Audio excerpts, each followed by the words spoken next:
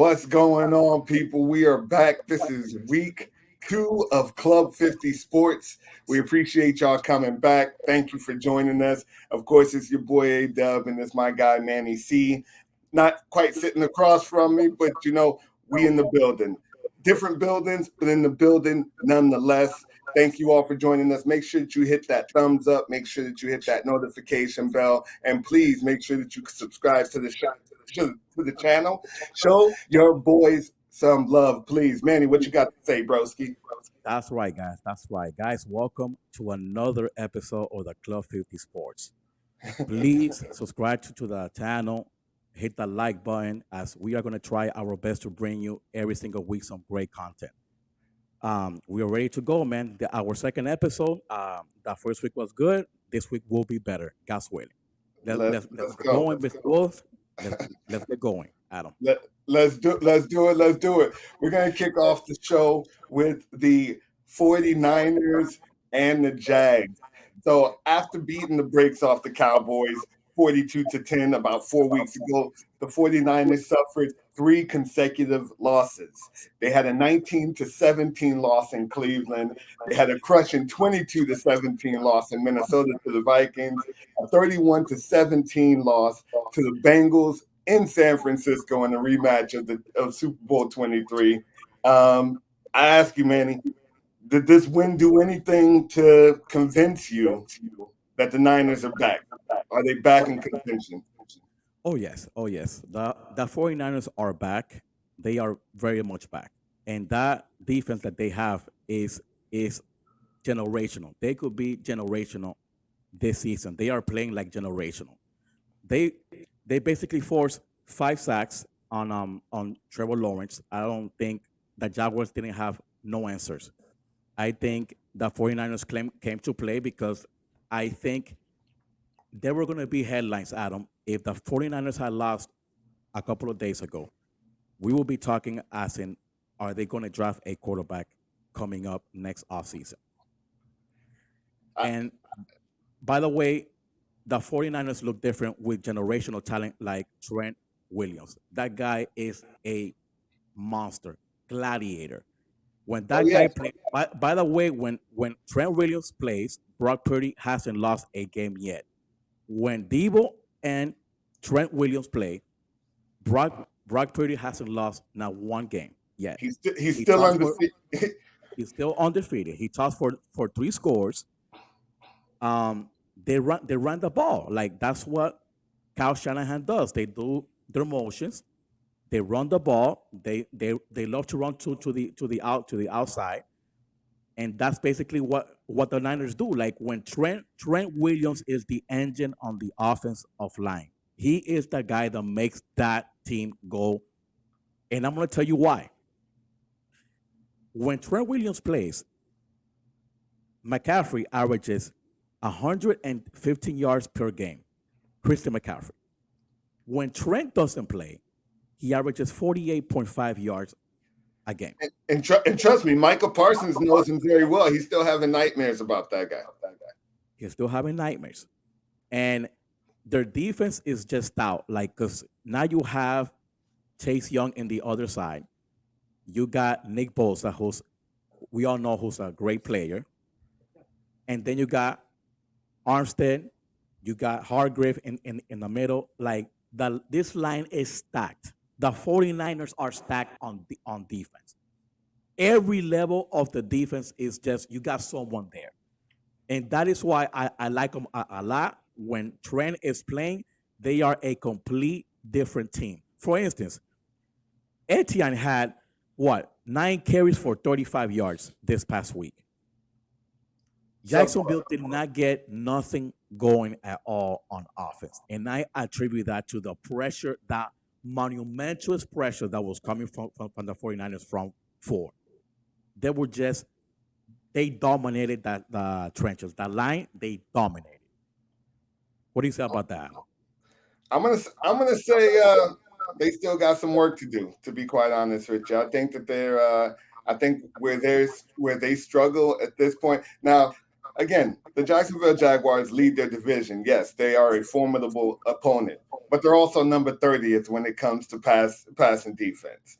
Um, so you can throw the rock on those guys. They're 23rd overall defense. So this, I wouldn't beat my chest at this point when it comes down to whether or not they can be contenders. What I did like from this game, what I did like was the fact that they held a pretty good offense to only 3 points. So that was quite impressive. But they still have a lot of climbing back into the contenders category for me. Just because Brock Purdy, Trent Williams, injuries, question marks there, Debo Samuel, question marks. Of course, we can't predict injuries. I understand that. And when this team is burning on all cylinders, this team is burning on all cylinders. But they still have some work to do. They still have some work to do to get back into that contender category. Now, that being said, they're still top three in the NFC. Let's just be real. They're still top three in the NFC. Do I think that they're better than Philadelphia right now? I don't think that they're better than Philadelphia right now. I still kind of have to give them the edge, I guess, over Dallas, just due to the fact that they've spanked Dallas so many times, both postseason and regular season. But right now, I'm still not overly convinced. But we'll see how it goes moving forward. As long as they can kind of get back into their rhythm, I'm sure they'll be there at some point in the end. But Super Bowl, they still got a lot to show. Brock Purdy still has a lot to prove. One last thing. That little thing that worries me about Purdy, that his numbers they don't look good when he's trailing. And that for me is worrisome. Like it's very comfortable, it's good to have a lead and you could make all the throws you want. But what defines for me a quarterback is you need to make the critical throws in the fourth quarter. You know, Brock Purdy is two different quarterbacks when he's trailing and when he has the advantage in the game.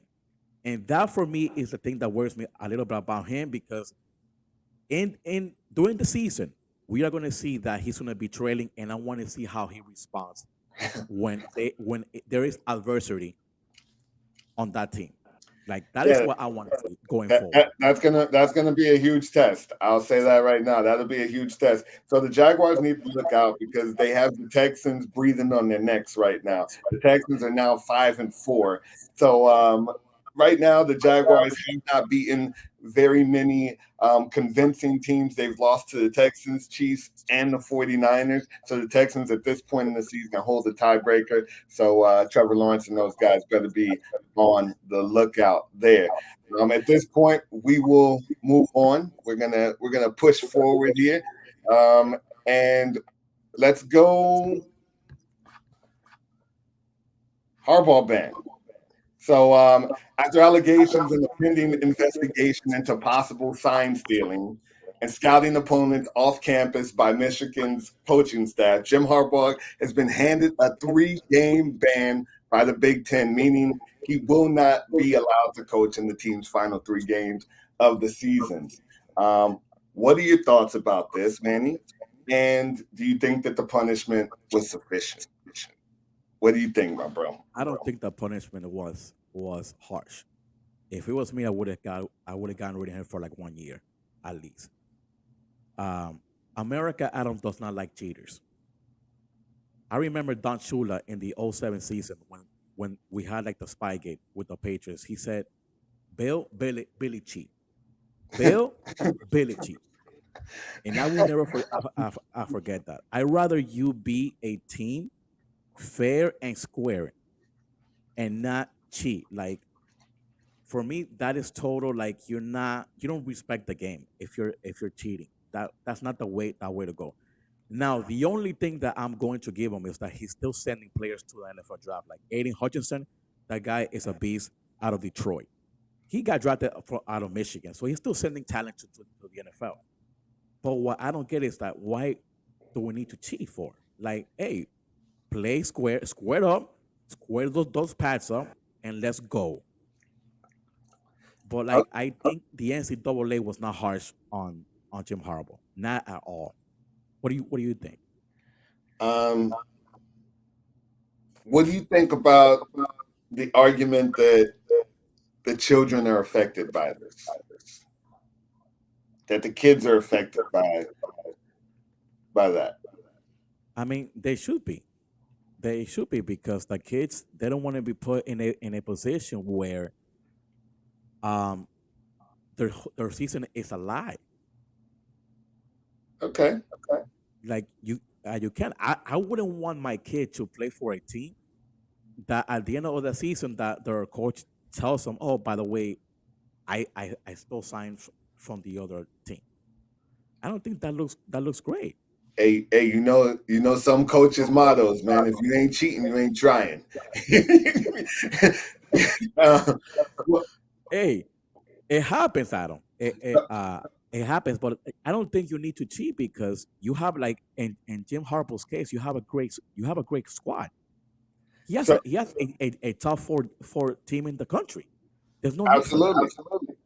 So some of the allegations that were brought up were detailed color coded charts, including the names of people assigned to attend past and future games of Michigan's opponents, the names of people assigned to cities in certain areas of the country, monetary costs for scouting games, and in addition, um, they also said that they had like a master spreadsheet that showed narrative translations of signs and signals that corresponded to like different formations and plays reported by the Big Ten, the commissioner, Tom Petitti. Um, I'm going to say this.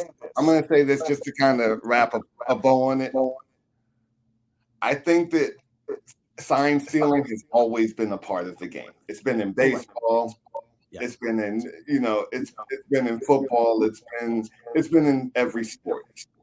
There's always been a competitive uh, challenge or just a chess match of whether or not you can take the signs of the other team. I think that Michigan took it to a whole nother level, and that's where that they ran into the issue.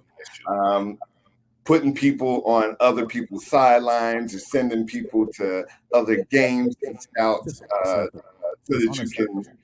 listen in on play calls or look out for signs. I think that that's just kind of overdoing it to have a whole payroll where you're just trying to where it's dedicated to that part of the game. Now I understand it's always been a part of it, but at the end of the day, it's all about you actually lacing them up, getting those white lines, and playing your best football game. And I think that Michigan just took that to another level. I think they took it. I don't even want to say a bit too far. They took it too far. I Um, have never and seen anything like this. Never. yeah, and I Never. agree. The And I 30 years agree running with you. football. A 3 game ban. But I think that since this is just from the Big Ten, I think the NCAA will have a more um, That's a correct. harsher punishment in the event that there are more findings with this. Just another quick note when it comes to scouting off campus, that was that has not been allowed since 1994. So they stopped that nearly 20 years ago, and Jim Harbaugh went to the grave to try to resurrect something that's not allowed anymore to give his team a competitive advantage. Like I said, I think it's just a little bit too far. I understand that science stealing is a part of the game, but we got to draw a line somewhere. You have to. That's for sure, man. That's for sure. All right, my broski. So, is you got anything else? You got anything else with that? Or are you I good am fine. there? I am completely fine with All right, sounds good, my friend. All right, so we had a strange type of game last night on Monday Night Football. Um, the Bills led only once in the game, and it was only for like a couple of minutes. Their only lead came 22-21 on a Josh Allen rush for a 6-yard touchdown. They kept that lead for all of about a minute and 50 something seconds. What's going on? What's going on with the Bills right now? How did the Broncos uncircle the wagons? Well, Russell Wilson looked like the Russell Wilson from Seattle. He went, I believe, he went 24 of 29. Yes. Basically, he threw literally 5 incomplete passes. It's recipe for football. You know what I saw from Russell Wilson yesterday that, unlike Josh Allen does, if you don't have a 10-yard pass or a 15-yard down the field pass, it's okay to dump the ball to your running back or your fullback. There's nothing wrong with that, but getting 2 to 3 yards uh, every down, it's not bad. Josh Allen for me, ever since that day, that faithful day in Arrowhead Stadium against the Chiefs in the divisional playoffs, has not looked the same. He wants to own up, like he wants to be like the savior every single Sunday. And what he has done is he has put harm on this team. Look at yesterday, they ran for 112 yards. So yesterday, the rushing was not the issue. It was situational football again from this man. This man cannot take care of the football. Like, and Dorsey, by the way, Dorsey got fired today by the Buffalo Bills. Yes, he did. I don't think he was the right man for the job, but I don't think the next OC is going to do anything different than what Ken Dorsey did. I think they're going to feature again Allen because they think that he's like the Superman of the team, and that is not going to work out. I believe in me, it's not going to work out. If you don't play balanced football, balanced sound football, as in run the ball, pound the rock, and make easy throws, sometimes it's just make dump offs. It's no big deal. But this man again had 2 turnovers yesterday. Cook fumble yesterday. I think it was like on the first drive of the game. He fumbled, and then again it's situational football leading towards the end of the game when Sean McDermott calls a cover zero. When you call cover zero, my friend, in the NFL, you better get that. You better get to the house. And when I mean you better sack the quarterback when you call a cover zero because the likely scenario for something bad to happen to your defense is going to happen. And it happened to them yesterday. It happened to them yesterday. They had the bad luck. It happened to them yesterday. And another thing, Stefan Diggs got wiped out of the game. Oh yeah. He just got blanketed out. And in these type of games where, man, this is late in the season. Like we can't have this happen. You gotta come to play, my friend. And I also feel like that's a part of the reason why Ken Dorsey needed to go. You know what I mean? You've got a talent like Stephon Diggs. You've got to find bubble screens. You got to find ways to get the ball into his hands. I don't care if you're doing jet sweeps. I don't care if you're doing reverses. You got to do something to get the ball into his hands, just to get him going, just so that he can feel like he's being a part of the offense and just to kind of gain a little bit of momentum. So definitely poor play calling. I agree. Josh Allen is a problem. Josh Allen can be the best thing that ever happened to Buffalo football, and he can be its worst nightmare as well. And it can happen from week to week. You really don't know exactly what's going to happen one week from the next. So I'll say this. He accounted for 3 of those turnovers. So 2 interceptions. He also had a fumble. But I'm going to go to something else. I see just a downward spiral when it comes to this team. I don't know if it's McDermott. I don't know. But you got to have somebody on the sideline who's counting the number of players that are on the field. How do you let the play go where nobody is even attempting to try to run off the field? There has to be a captain or somebody on that on in the linebackers, the back man when it comes to the field goal unit. Somebody needs to be counting how many guys we have on the football field, for crying out loud. You know, I mean, this has to be somebody's job. The game was, as poorly as they played, they still could have won the game. The kicker missed the field goal. He missed the field goal, and flags come out. Because the Buffalo Bills, after playing one of the worst games I have ever seen a team still in contention to win at the very end of it, you have a too many men on the field penalty. It's nobody's job to make sure that they count. Somebody, there has to be a coach. Somebody to say, we just got 4 guys off and we ran 5 on, or we just ran 5 on and we only got 4. However you want to put that. Who's not counting? Like, there has to be, to me, there's just blame to go all around. The only people that I won't blame with regards to this is that Buffalo Bills defense, because that Buffalo Bills defense did everything that they could possibly do to resuscitate the corpse that was the Buffalo Bills offensive team. They look horrible. They look horrible. No, and Josh Allen said after the game that the clock is ticking. You damn right the clock is ticking, my friend, because I'm gonna run by the subscribers. And by the way, if you're liking what you're looking at, please subscribe to the channel and hit that like button. Adam, take a look at this schedule remaining for the Buffalo Bills.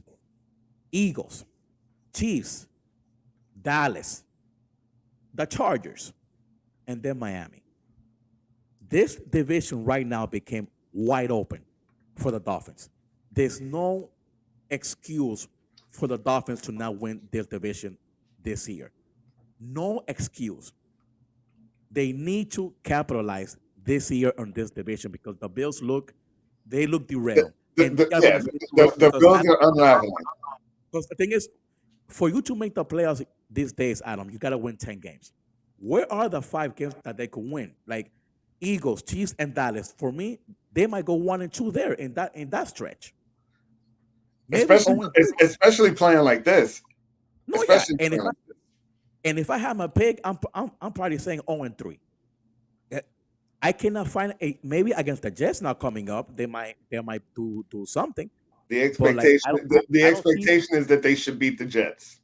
They're looking more like a 9-8 team going down to December and January. That is what it's looking like right now for the Buffalo Bills. Absolutely. And again, they talk about all the pieces that they've lost from the defense. The defense isn't the problem right now. The defense isn't the problem. You know, they've lost Milano. They've lost. They lost. Who else did they lose? Tre'Davious White, the corner. Correct. But the defense is still holding their part. When it comes to Dalton Kincaid and Stephon Diggs, Gabe Davis, Josh Allen, James, for the most part, they're intact. They need to put some points on the board, help this defense out. And statistically, Adam, they are a top 10 offense still in the NFL. But guess what? Situational football.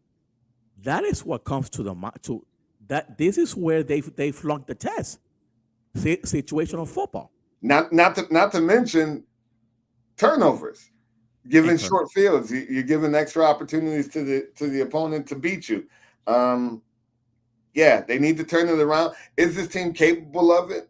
I think that they absolutely are. They're still a really solid team. The defense, even though they have injuries, are playing very well. But Josh Allen's got to get his head out of this. You know what? You know what I mean? He needs to start playing better. He needs to start being a quarterback. To the wild card race. Yes, sir. All right. So let's take a look at what we got next, my bro.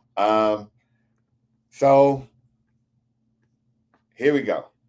Mr. Bill Belichick, after winning only 27 games over the past 4 seasons, combined with 1 playoff appearance, since the departure of one Mr. Tom Brady. I like to call him TB12 sometimes. I like to call him TB12, the GOAT. Is it time for the Patriots to relieve one Mr. Bill Belichick of his general manager duties? Is it time to say it's coach the team and we'll figure out what pieces we're going to put? I am going to say yes, Adam, because I think Bill Belichick has failed this organization since they drafted Mac Jones. They have failed them. They have failed. He has failed him to surround them with weapons. He doesn't have any weapons.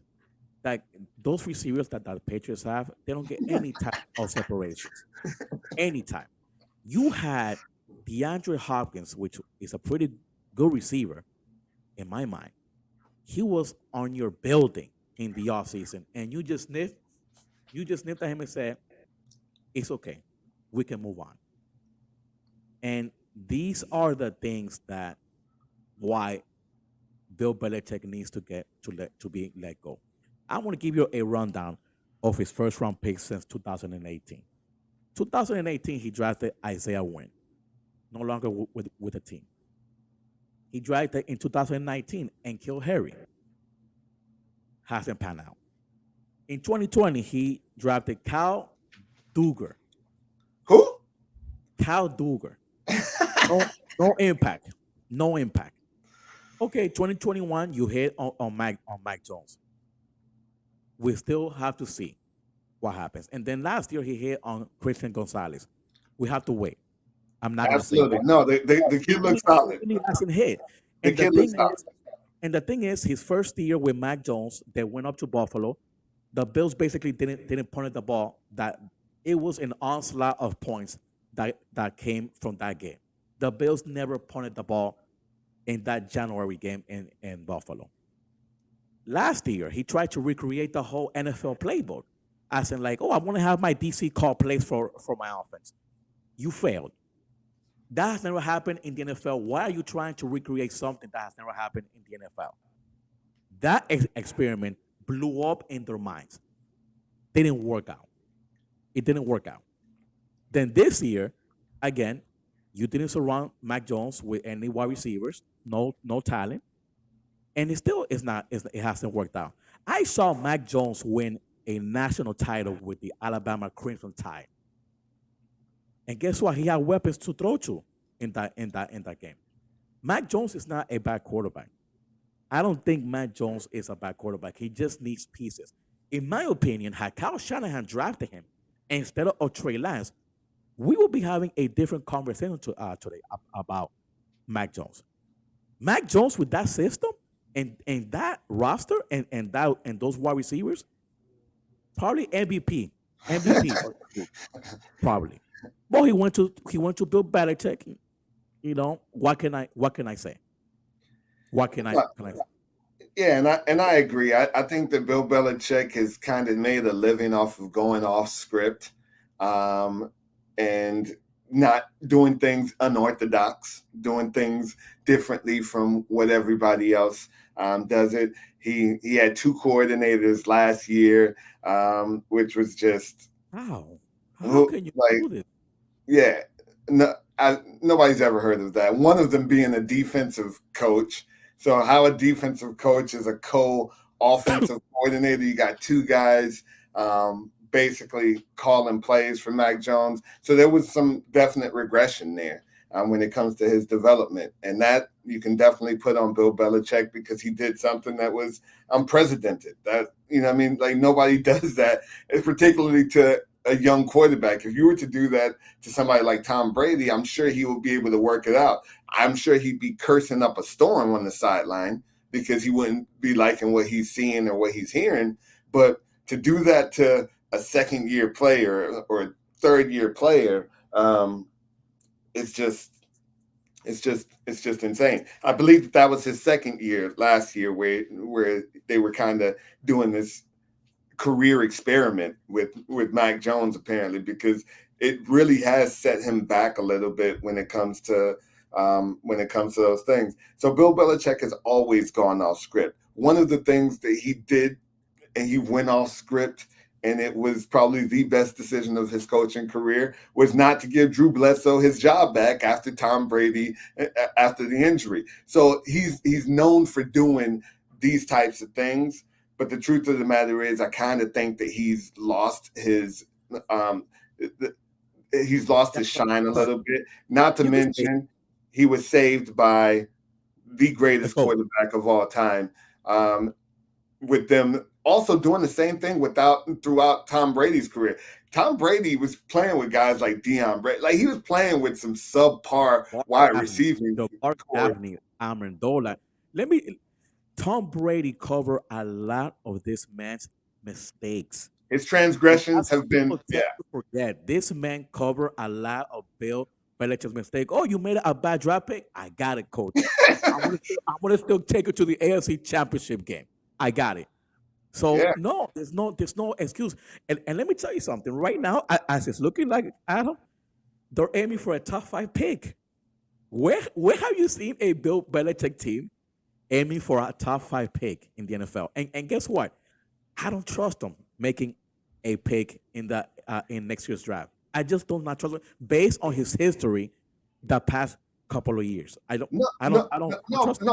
But it's not even just the past couple of years. You have to understand that this is who Bill Belichick was before Tom Brady, and this is who he is after Tom Brady. This is the resurrection of the Bill Belichick that we all knew before TB12 stepped into one of his locker rooms.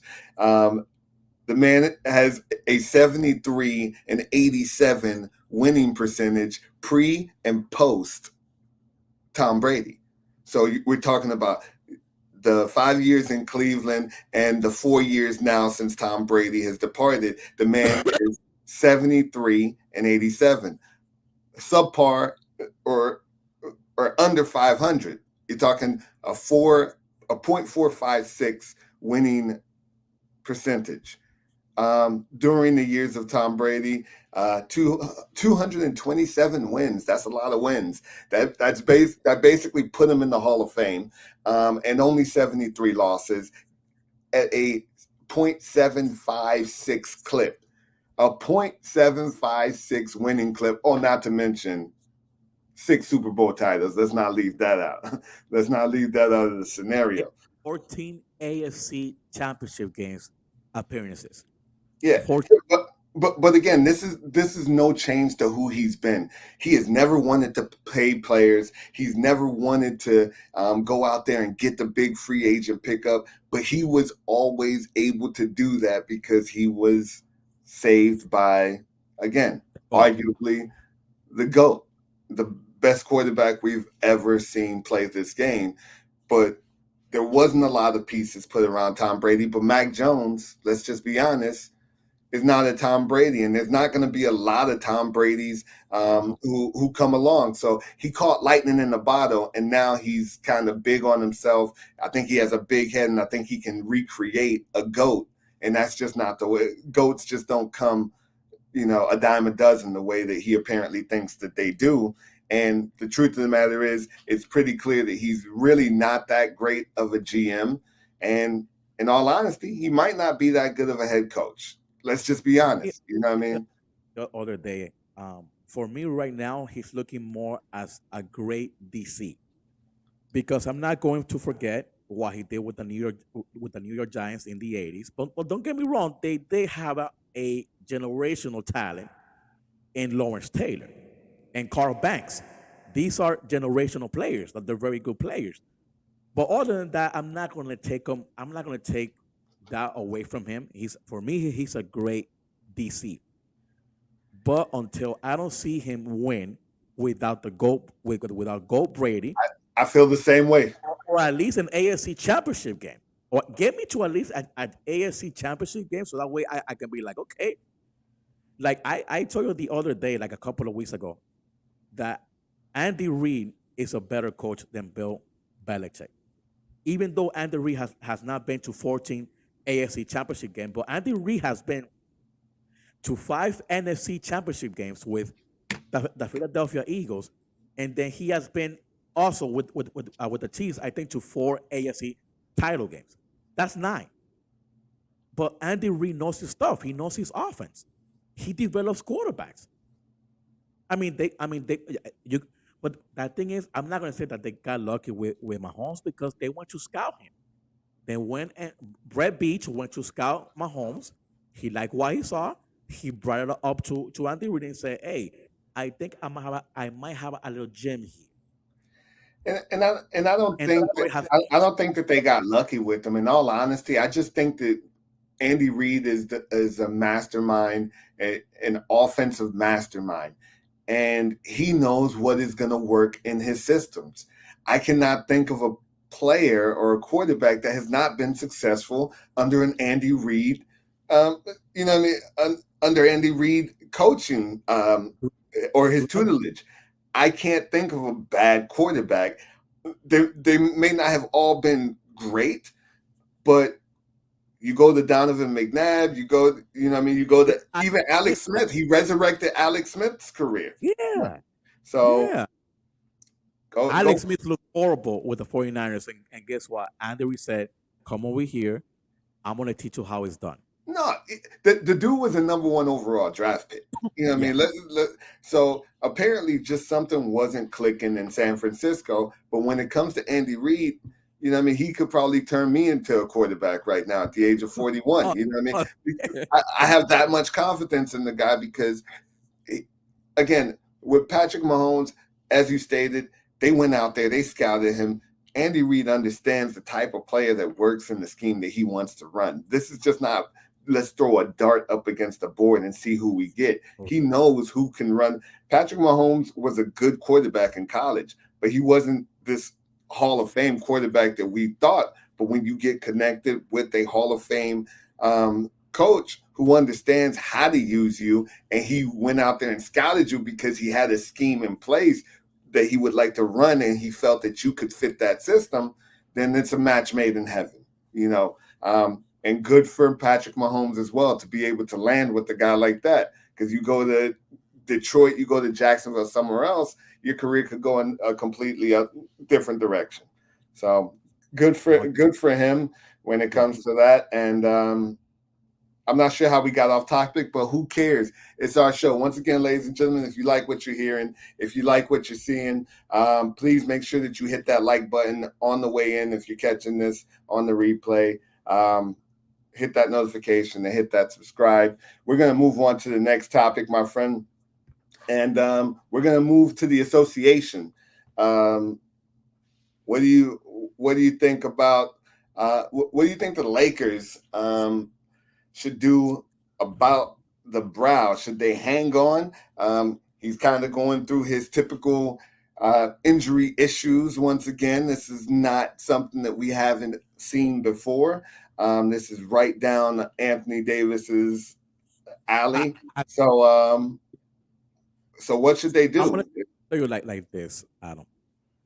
This man has missed 140 games since the bubble, out of 246. That is unacceptable, if you ask me. These Lakers are paying you heavy dollars for you to be present on a nightly basis in that crypto arena, because that's like what is called their arena. They gave him the bag, yo. They gave him the bag. The bag, and he hasn't shown up to play. And the thing is that I don't like about him these days is that he's very inconsistent. He could give you a great game of like 40, then the next day he'll give you a game of 18 and another game of 20. He's just, I think Jokic and B have taken that torch away from him. I thought he was like the best big man in the bubble in 2020. But it has been a completely collapsed. It has been a collapse downhill. Don't get me wrong. Him and LeBron have a record of 98 and 53. It's a winning record. It's a winning record, but I don't Not bad think at all. but this roster, Adam, is not constructed to compete at a high level with Denver and with let's say a Phoenix, a Phoenix, Sacramento, Clippers. I don't think this roster is it. Like I don't D'Angelo Russell is not he's an okay player. Gabe Vincent is an okay. These are okay players. They're pieces. These are system players. You know what I mean? System players. Gabe They're Vincent, complementary players. Yeah. correct. Yeah, in the right system, these guys can work, but you still need your whales. You still need your guys who are going to go out there and put the meat on the bone, sort of say. And Anthony Davis is one of those guys that you need to put some meat on the bone because that scoreboard is not going to light up itself.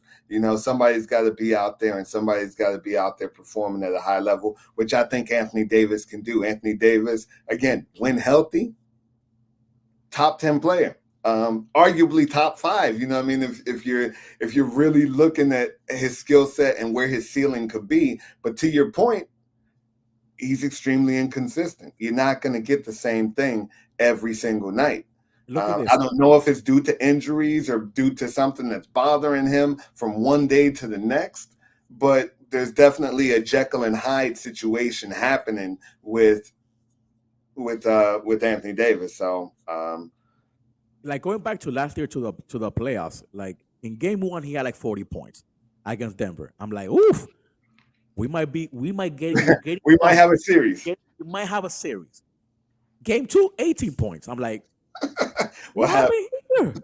Well, don't get me wrong, he came back and scored 28, but then he regressed back to the mean, 21 points.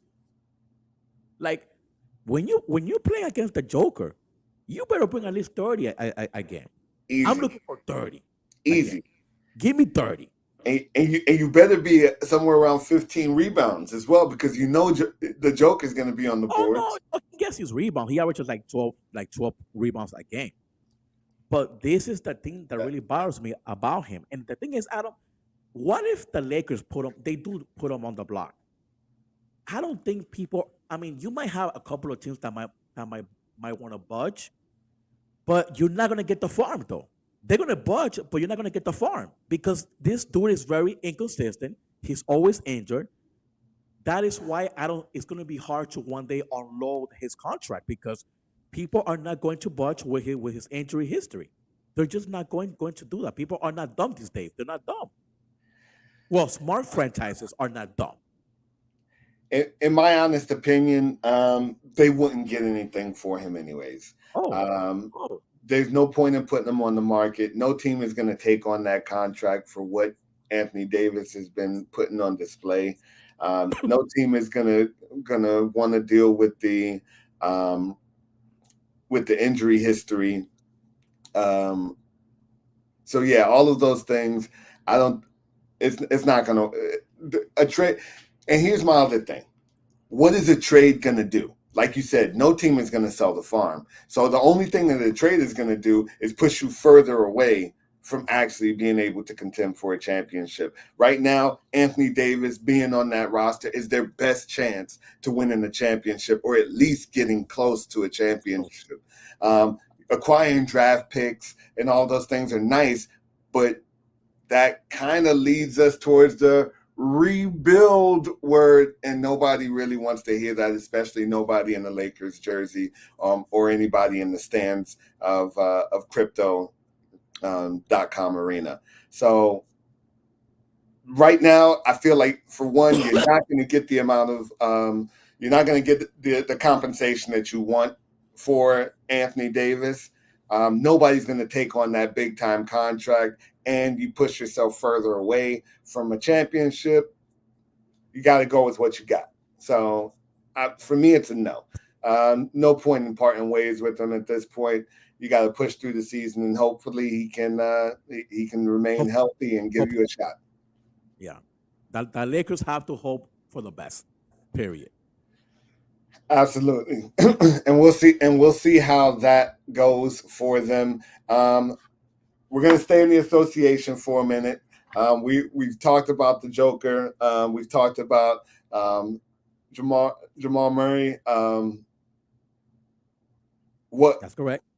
What do we got? Is there anybody in the West that you give even a small chance to possibly knock the Joker or the Joker and Murray off the throne, take that crown? I want to go with this team because I trust this player a lot. Like he sometimes reminds me of Dwayne Wade, especially after what he did last year in the playoffs. I'm gonna go with the Sacramento Kings, Adam. based on what they did last year in the playoffs. They went to a 7-game series with the Golden State Warriors. Let me give you some numbers from De'Aaron Fox. Game 1, he had 38 points. Game 2, he had 24. 3, 26. He had another game where he had 38 points. The man averaged 27.4 points in the playoffs. You know what I call that, Adam? Winning basketball. The thing is that we don't know too much about him because he plays in the West Coast and me and you live out here in the East Coast. Oh no! But I know all about Foxy. I know all But I about saw, Foxy. but I saw some of those games. I saw almost every game last year that man played. I like Sabonis. I like Malik Monk.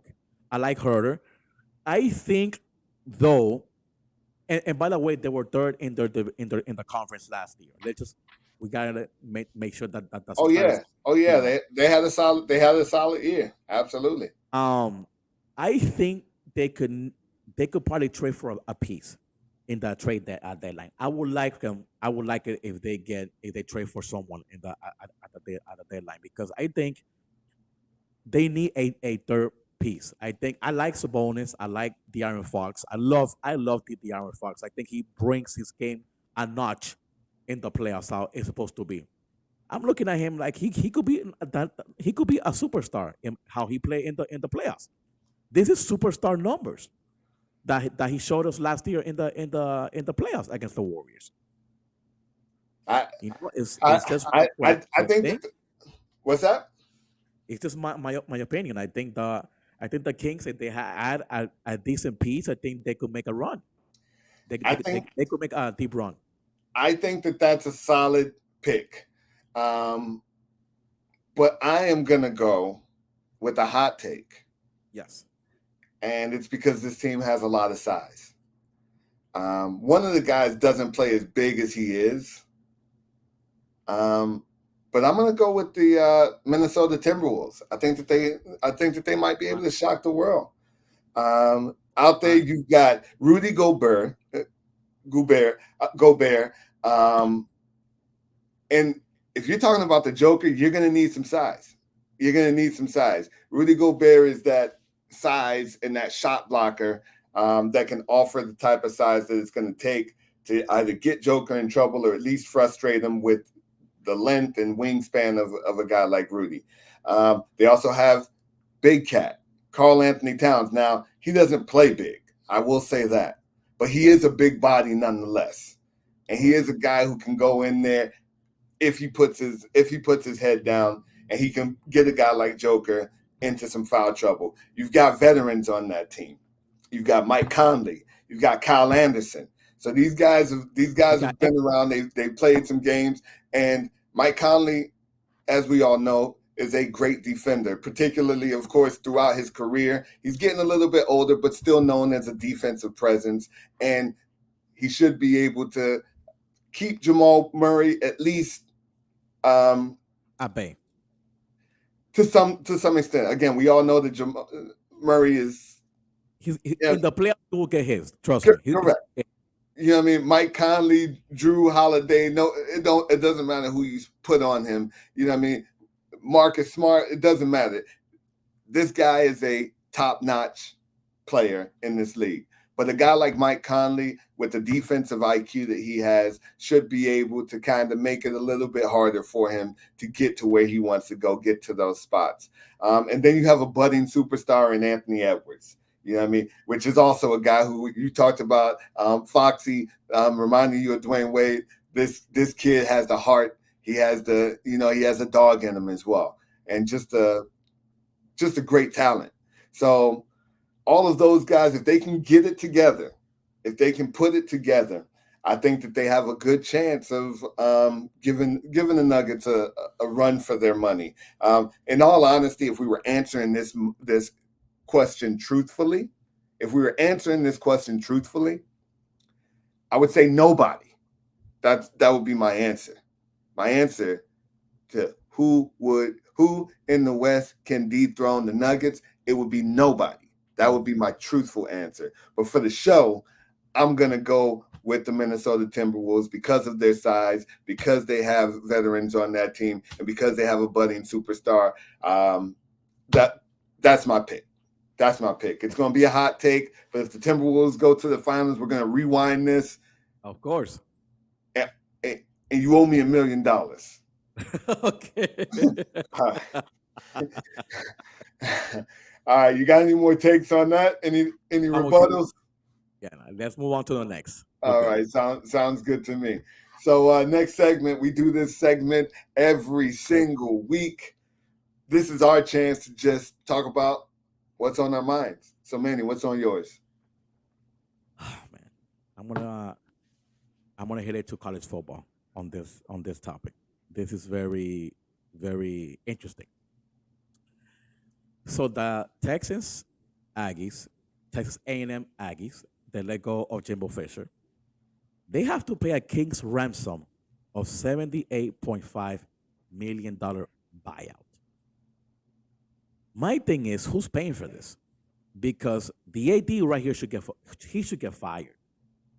There's no way why you have to pay a guy that you just fired a $78 million payout, and you have to pay this man 7.5 million till 2031.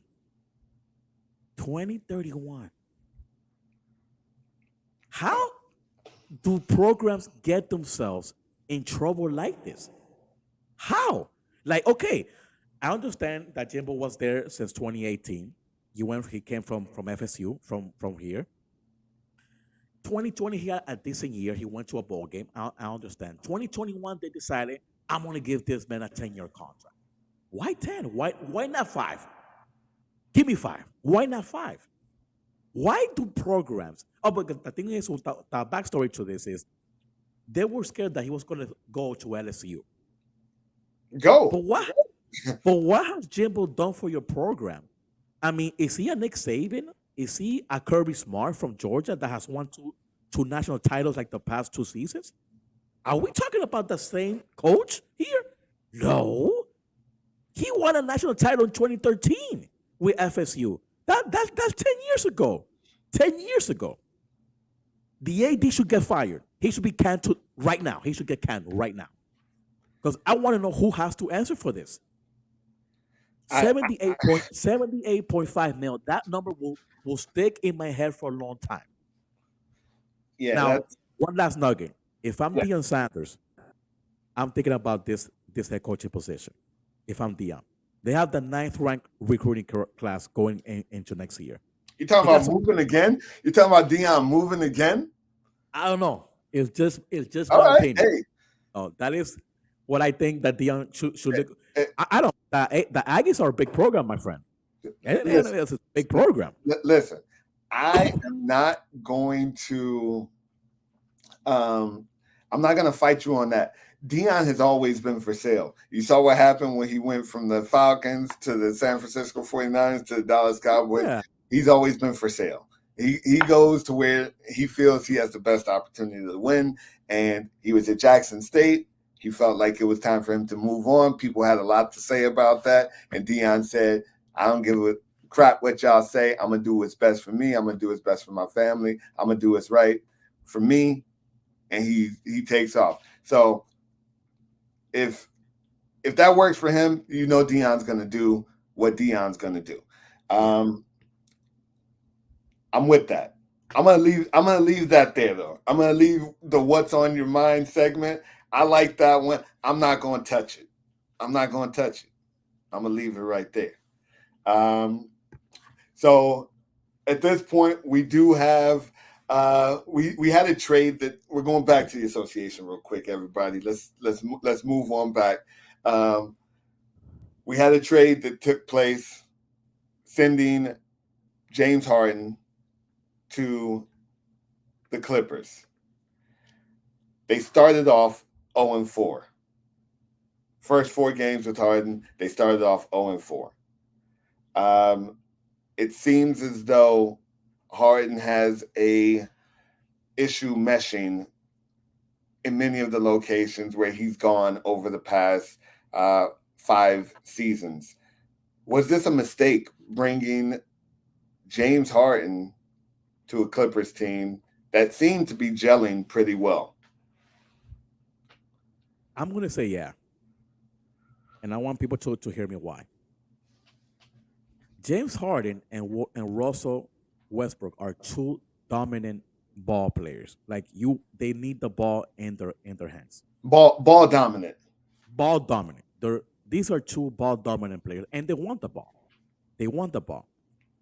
In order for this to work, Ty Lue has to tell James Harden, you need to be more of a at this stage in your career and in this team, you need to be more of a ball distributor, like you were last year with the 76ers. He's capable. And he's capable. Like, for instance, like the other day, he went 4 of 12 a field goal. He went 1 for 7 from 3-point land and only had 11 points. Mediocre numbers, in my opinion. He had he has Like, he has jet lag. That's what it is. he must have had a jet lag. But Adam, if this is going to work for Ty Lue and not blow in his face, he needs to set the table correctly with James Harden. As in, like, I want you to be a point guard in this team. And yes, you can take your shots, like 3-pointer. He's still a good 3-point shooter. For sure. He is. But I don't want you jacking up like 15 to 20 shots, man. That's why we got Kawhi. That's why we got Paul George, which they are better than you at this stage in their careers.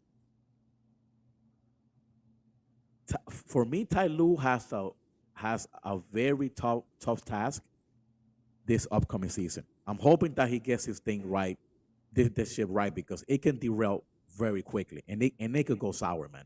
It could go sour quick. I'll say this real quick regarding that, and we talked about this before. I wouldn't take James Harden, Kyrie, even if you gave them to me for free. They're not the type of people that you want in your locker room, in my opinion, or for at least from what I've seen from all of the places that they've gone. That being said, I do believe that Ty Lue needs to kind of come up with a strategy where somebody's coming off of the bench.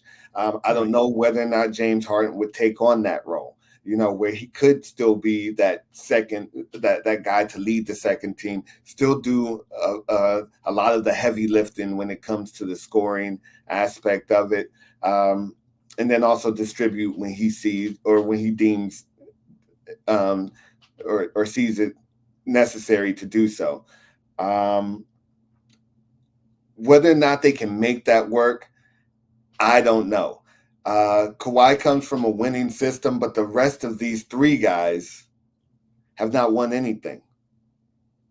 So Kawhi coming from San Antonio, he's kind of had that winning pedigree, but to me, he just doesn't have the passion for the game. And I know that might rub certain people the wrong way to question somebody's passion, but that's just not what I see from him. His willingness to be available for his team, that's just something I haven't seen throughout his career. So again, not trying to question the man's passion, but everything that he shows me shows a lack thereof of passion for the game and willingness to play the game. However, he is the only one who has Larry O'Brien trophies on this team. The rest of them have bounced around the league and have not had very much success in all of the places where they've gone. Paul George, Indiana, Oklahoma City, now in Los Angeles. Oklahoma City for James Harden, Houston, Brooklyn, Philadelphia, and then multiple. And then Westbrook, I can't even remember where he's been. He's been so many places over the past few years. So can this mesh together? Can this work? Maybe, but all of the signs don't point up to me. It seems like this is also another experiment that's not going to work. Okay. We'll see going forward what we got. Yeah, we'll see how that goes. Right now, again, we had some guys who balled out this week. We had some guys who did their thing. So at this point, we giving out that game ball. Who's it going to be? I'm going to give my game ball to the 49ers defense. I got to give it to my man, Nick Bosa, Chase Young, Armstead, and Hargrave. They did a phenomenal, and of course, Fred Warner, who I think is the best middle linebacker in the NFL today. they get my game ball. They did a demolition job on the Jacksonville Jaguars this past week. So Who's as a a pretty whole, good it offense? was wrong, huh? Who's a pretty good offense, man? You know what I mean? Yeah. They've got a pretty good group of players from the tight end to the running back. So yeah, that was a pretty impressive victory. I'm gonna give my game ball, and I took it away from him last week because Joshua Dobbs had a game where he came in off the plane. He literally stepped off the plane, went into an NFL game with the new NFL team, and beat the Falcons in comeback fashion. So I snatched it from C.J. Stroud. But this week, I'm giving it to the young man. The young man led a comeback, got another victory, and he's just showing out. I got to give the product from Ohio State a little bit of love because he's been doing this thing. And we discussed this off air.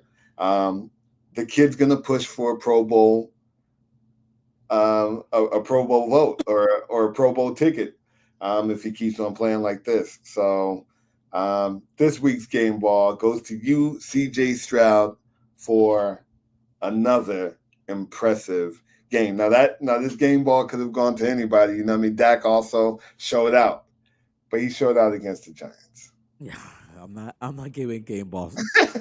We're not giving game. Yeah, I'm so sorry. We're not gonna do that. So Dak, maybe once you beat somebody, we'll come back and we'll revisit that. So well, I'm gonna go to you now. I'm gonna defer to you on this topic. Who are your top 5 teams of the NFL going into this week? You know how we do this, guys. This is our segment every single week, and we take turns. Today it will be Adam's turn. Who do you got, man? Talk to me. All right. So earlier in the show, I said that they didn't convince me that they're back, but I'd be foolish not to at least put them in my top 5. I'm going to go with the San Francisco 49ers at 5. Okay. Again, great performance by that defense. That defense put on a show against the Jacksonville Jaguars in so many different ways. It was just a complete dominant performance by them. Number 4, I know they lost. I know this, but I'm still going with the Baltimore Ravens. Okay. All right. I'm going with the Baltimore Ravens. For my number 3 pick, I'm going to go with the Chiefs. Ooh. Okay. I'm going to go with the Chiefs. And I'm putting them at number 3 just because I'm kind of in the middle with them right now. Because they haven't been looking all that great. The defense has been holding it down for them. But yeah, we got to see a little bit more, but we know that they're capable. Number 2, they were in the shootout this past week, and I liked what I saw. I'm going to put the Lions back up there. I'm going to put the Lions back up there. Okay. Y'all may not like my list. I don't care. I know that they weren't playing a great defense either, but there's something about the Lions' moxie that I dig. I dig that. From the head coach to the offense to the defense. We already talked about Hutchinson earlier in the show. The kid is a beast. I like the Lions. And then, of course, as much as it pains me, I am going to go with the Philadelphia Eagles. I know I left my Cowboys out. You think I didn't know this? I know I left my Cowboys out because I'm not putting the Cowboys in for beating Saquon and his little friends out there. I'm not doing it. With Danny DeVito's son. Smart man, Adam. You're a very, very smart man. You know with Danny you're full of DeVito's son. I'm not getting backlash for this. Now, do I hope the Cowboys can put together a few wins and that Dak Prescott can keep on playing at this MVP level that everybody's discussing that he's playing at? Yes, but I'm not putting him in the top 5 because he beat Danny DeVito's son and the New York Giants. Right? That's the list. I want our subscribers to please give their opinion on Adam's top 5 teams. Oh, and I didn't even put up that was my top 5 NFL teams for now. I'm gonna leave that up there for a second. I didn't even have it up throughout the whole segment, but it doesn't matter. That's my top 5. Rewind it. If you don't like it, I'm gonna check back with y'all next week. I know that's a good list. All right. Let's go ahead and move on. So we have the NFL picks for week 11. We're not going to do all of the games. We're just going to do a handful of games that we just kind of cherry pick out. Some of the marquee matchups that we think will be some games that you might want to tune into. And we're going to pick our winners. We're not doing spreads or anything. We're picking winners. We're picking losers. That's it. So the first game, Bengals versus Ravens. We're in Baltimore. I got the Bengals in this one. I got the Bengals. Okay. I'm going Ravens. Ooh, okay. I'm going Ravens. I'm going Ravens at home. All right. This is maybe not what you would consider a marquee matchup, but we got Kyler Murray back under center in Arizona, and we've got a guy who just won my game ball of the week, a young Mr. CJ Stroud, who's playing lights out. So that's a matchup that I want to see between two young quarterbacks that we might be watching for years to come. Who you got? I'm gonna go with the Texans. I trust CJ Stroud, and I trust a lot the coaching staff. I think DeMeco Ryans has done a phenomenal job with that squad. I'm going Texans. I'm going Texans as well. They seem like they've got it together. They've got a young nucleus of players, and I like what they're doing out there. I like what the head coach, and it seems like they've bought into a culture, and it's working. So Texans is it for me. This is a marquee matchup. This one's a good one. Eagles versus Chiefs. We're in Arrowhead. We're in Arrowhead now. But the Chiefs have been sputtering a little bit. So, but the defense has been playing well. Who you got? I'm going to bet that the Eagles will get the revenge this weekend. They'll get the revenge. I think they'll win. They'll win because I think that the Eagles have good corners. They have a great defense, and Mahomes, the offense is sketchy, to say the least. Sketchy.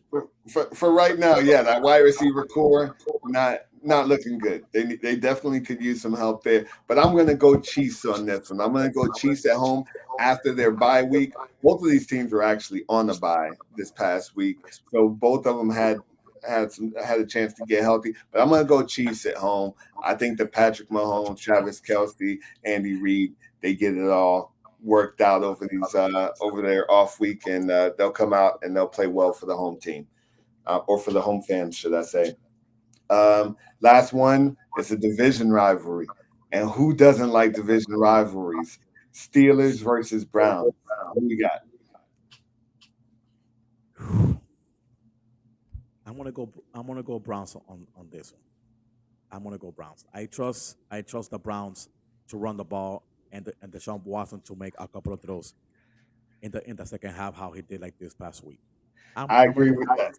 It's gonna be a tight game. It's gonna be maybe the game. It's gonna be won by like a field goal, late field goal. I got the Browns on this one. I got the Browns as well. I think that they are gonna make a mess out of Pickett back there. Myles Garrett was very phenomenal this last week against the Ravens, and I think he'll do the same. He'll do the same again. Yeah, you're talking about the number one overall defense in the league right now in that Browns defense, and it's going to be a long day for those Pittsburgh Steelers. So I also have the Browns. winning it there. We're going to check back on these picks. We'll see who the winners and the losers were. It doesn't mean that that's who we're going to highlight next week. That's going to be depending on what the games look like. But I would like to thank the audience once again for tuning in, for watching us, for being part of our family here at Club 50 Sports. Manny, what you got to say going out the door for the people? No, thank you everyone for tuning in. Please subscribe to the channel, hit the like button. It's like a family. You guys will be our family, and me and Adam will do our best to bring you guys good content every single week. Please tune in, please. And we'll see you Absolutely. guys next week, God's willing. We'll see you guys next week again. We're going to shorten these up. I know we kind of went long again, and we'll get better as time goes on. But again, I hope you enjoyed the content. Manny, I love you, my brother. I will talk to you soon. You have a great evening. Everyone, take care of yourselves, and we'll see you next week. Take care, guys. Have a good night. Peace out, y'all.